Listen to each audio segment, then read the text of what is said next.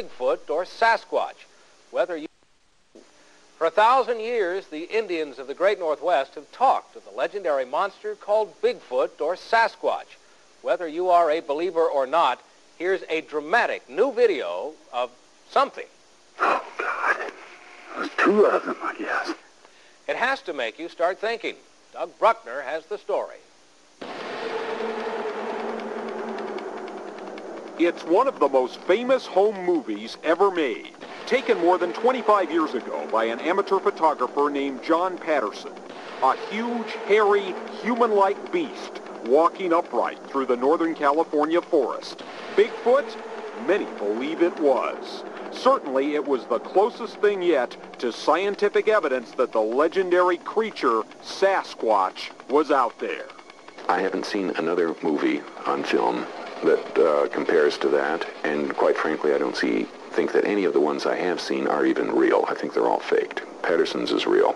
There have been thousands of Bigfoot sightings, but why was this the only film, the only image the world had of the beast? Well, we're about to see a remarkable new video shot just weeks ago. Oh, God. There's two of them, I guess. The discovery of this incredible new video came a month after we learned of recent Bigfoot sightings from a group of people who should know. For 1,000 years, the Indians of the Northwest have kept the legend of Bigfoot alive in campfire stories and in ancient tribal artwork. But for Idaho's Nez Perce tribe, Bigfoot's more than just a campfire story. Late this summer, this boy, Emil Arthur, reported seeing a huge creature steal a deer off a meat rack. A few days later, Becky Johnson and 7 friends spotted something on a hillside. They helped us reconstruct what happened. For some reason, I just happened to look up on a hill, and I said, Emil, come here and look at this. Come, what do you think that is? Is that what you saw a week ago, you know? Does that looks like a Bigfoot or something up there. He says, yes, that's what I saw. I had to stand about, 7, 8 feet tall. It was broad. There was no neckline. I was walking on 2 feet. Susan Bushell is the curator of the Nez Perce Indian Museum. The museum is hundreds of yards away, and she saw it too. It wasn't a human. It was just too large to be a human. I know it wasn't a bear. I worked at Glacier National Park for 10 years. I've seen enough of grizzly bears and black bears, seen them both, just on all fours and standing erect. I know what they look like, and it was absolutely not a bear. Only a few fuzzy tracks were left behind. But just a week later, an incredible video came to light.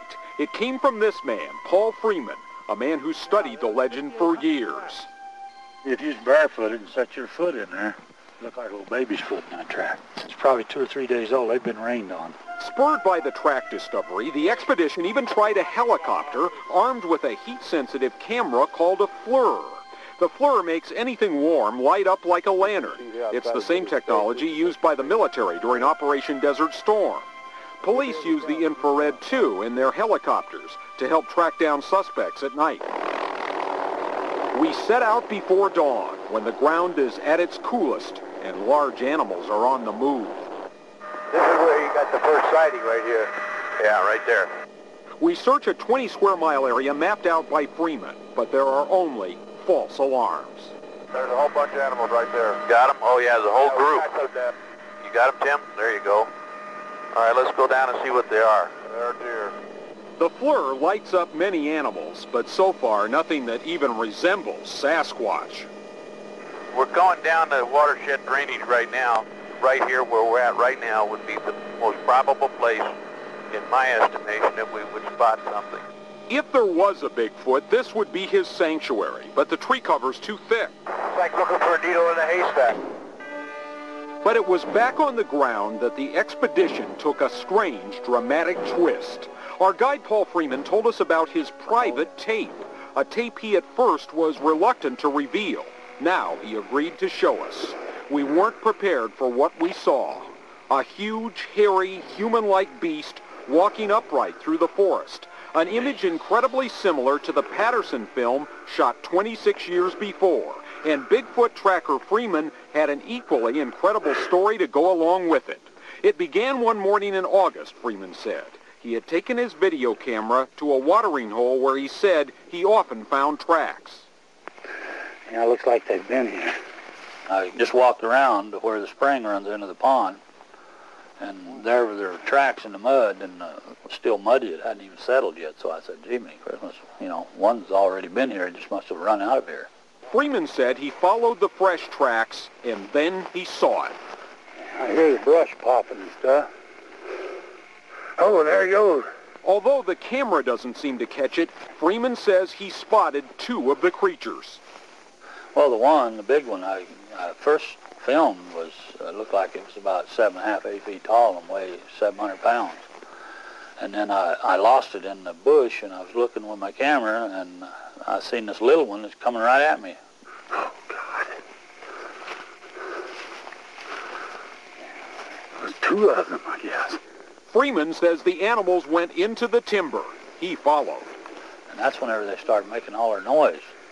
They screamed just like a cougar screaming, but man, it makes the ground shake. Then Freeman says he hid in a ditch. I was like a little 5-year-old. I was crying, and I asked the man upstairs, I said, hey, if you let me get out of here alive, I'll never bother these critters again, and I'm not going to.